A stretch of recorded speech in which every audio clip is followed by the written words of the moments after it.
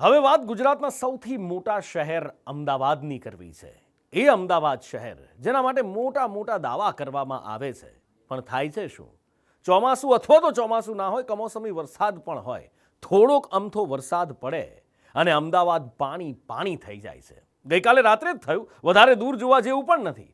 થોડોક અમથો 2 ઇંચ વરસાદ વરસ્યો અને બીજા દિવસ સુધી પાણી ઉતરી નથી રહ્યા। કેટલાક વિસ્તાર એવા છે જ્યાં આજે પણ આ સમયે પણ આ ઘડીએ પણ પાણી ભરેલા છે।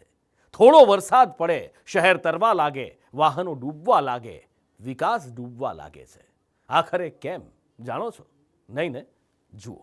અમદાવાદીઓની કરમની કઠણાઈ, બેદરકાર તંત્રની જુઓ નફટાઈ, પહેલા વરસાદે કામગીરી ધોવાઈ। બુધવારે રાત્રે શહેરીજનો આરામથી ઊંઘી તો ગયા, પણ તેમને ખબર નહોતી કે મેઘો તેમની આવતીકાલ બગાડવાનો છે। ગુરુવારે સવારે ઉઠીને શહેરીજનોએ જોયું તો અમદાવાદ શહેર પાણી પાણી થઈ ગયું હતું। ચોમાસા પહેલા જ વરસાદે અમદાવાદ મહાનગરપાલિકાની પ્રી મોન્સૂનની કામગીરી ધોઈ નાખી હતી। જ્યાં જુઓ ત્યાં પાણી જ પાણી દેખાતું હતું। અમદાવાદના પૂર્વ વિસ્તારના તો એવા હાલ થયા કે ત્યાં તમારે તરીને જવું પડે। બાપુનગર, નિકોલ, નરોડા, અજીત મિલ, અનિલ સ્ટાર્ચ, અમદુપુરા જેવા વિસ્તાર તો દરિયામાં ફેરવાઈ ગયા। જોઈ લો આ અમદાવાદના નિકોલ વિસ્તારનો નજારો। જ્યાં સુધી તમારી નજર પહોંચે ત્યાં સુધી તમને પાણી જ પાણી દેખાશે। આ છે નિકોલનો ગોપાલ ચોક, જ્યાં સામાન્ય વરસાદમાં જ ઘૂંટણસમા પાણી ભરાઈ ગયા। વાહનનું સાયલેન્સર ડૂબી જાય એટલું પાણી ભરાય એટલે શું 4 વ્હીલર કે શું 2 વ્હીલર બધું જ બંધ થઈ જાય। લોકોને નોકરી અને કામ ધંધાએ જવાનું હોય એટલે રસ્તો તો પાર કરવો જ પડે, એટલે નિકોલ વાસીઓ પેન્ટ ઉપર ચઢાવીને આ પાણીમાં ઉતર્યા। કાલે થોડોક પણ ગટરનું પાણી વધુ નીકળે છે। રાતનો થોડોક જ વરસાદ આવ્યો તો પણ આ ગટરનું પાણી છોડે ને એટલે એ વધુ રહે છે મુશ્કેલ। 1.5 કિલોમીટર બેન બહુ જ પાણી ભરાઈ ગયું, બહુ જ પાણી ભરાઈ ગયું। ઠક્કરનગર થી ત્યાં ગોપાલ ચોક સુધી કમર સુધી પાણી ભરાઈ ગયેલું છે। બહુ મુસીબત છે આમાં તો। કેટલા નજીવું વરસાદ ઝાપટું પડ્યું ખાલી ના તોય એટલું કાલે નહોતું તોય પાણી ભરાઈ ગયેલું હતું। કાલે વરસાદ નહોતો તો ગટરનું પાણી બહાર હતું, અને આજે વરસાદ છે તો કમર સુધી પાણી આવી ગયું। થોડોક વરસાદ છે। તંત્રને શું રજૂઆત કરશો? તંત્રને આવું ના હોય ને, આ સિટી અમદાવાદ બહુ મોટું સિટી તો આવું વ્યવસ્થા તો ક્યાંક કરવી જોઈએ ને સરકારે। આ જો આગળ કેટલી મુશ્કેલી ક્યાંથી ચાલે આપ આવી રીતે સાયકલ? અહીંયા 12 માસ આ તકલીફ છે બરાબર। ઉનાળો હોય, શિયાળો હોય તો ગટરના પાણી ગંદા પાણીમાં થઈને ચાલવું પડે છે, પસાર થવું પડે। અત્યારે ચોમાસામાં એક સામાન્ય 1.5 ઇંચ વરસાદ પડે તો આ ઢીચણ સમાણા પાણીમાં અમારે પસાર થવું પડે છે। પબ્લિકના ટેક્સના પૈસા વેડફાય છે ખોટે ખોટા। હવે અમદાવાદનો આ વધુ એક વિસ્તાર પણ જોઈ લો।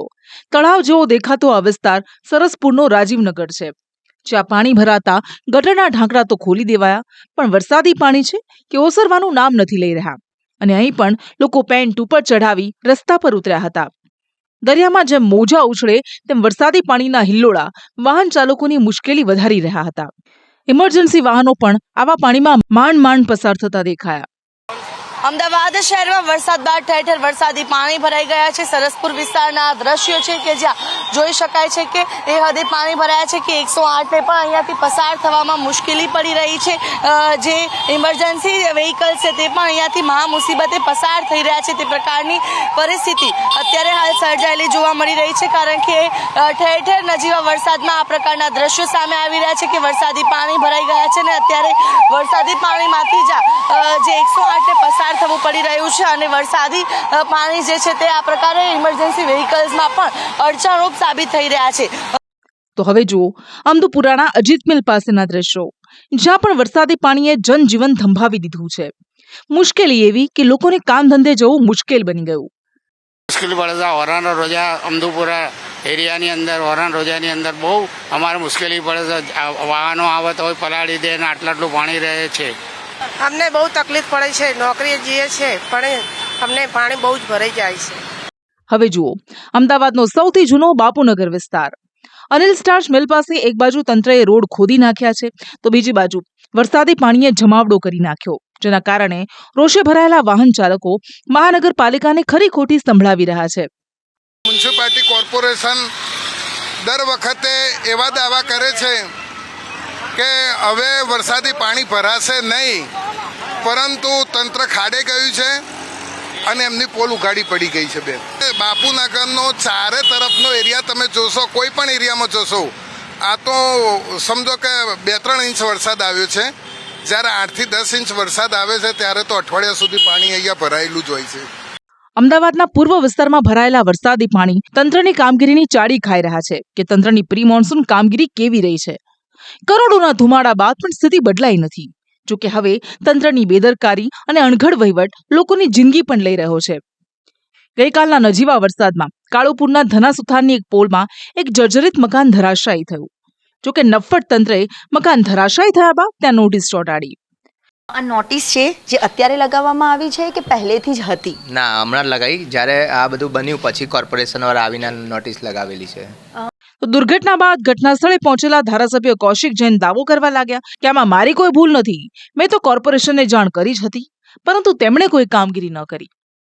પરંતુ વર્ષોથી જૂના ભાડા હોવાના કારણે, એમનું ભાડું ઓછું હોવાના કારણે મકાન માલિક એવું વિચારતા હોય છે કે હું મકાનની આ મંજૂરી આપીશ તો મારું મકાન ખાલી થશે નહીં, અને એના આધારે આ મકાનો રિપેરિંગ થતા નથી. બીજો વિષય એવો છે કે લોકો બહાર રહેવા જતા રહ્યા છે, પોતાનું મકાન છે પણ ખાલી હાલતમાં હોવાના કારણે અને જર્જરિત હોવાના કારણે આ દુર્ઘટનાઓ બનતી હોય છે.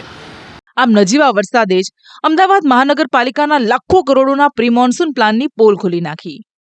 ચોમાસા પહેલા પ્રી મોન્સૂન કામગીરીની મોટી મોટી શેકી મારતા પાલિકાના અધિકારીઓ હાલ ઉંદરની જેમ દરમાં છુપાઈ ગયા છે, કારણ કે પારાવાર મુશ્કેલી વેઠી રહેલા લોકો તેમના પર ફિટકાર વરસાવી રહ્યા છે.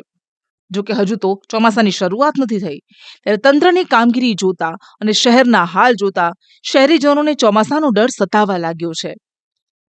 બ્યુરો રિપોર્ટ, સંદેશ ન્યૂઝ.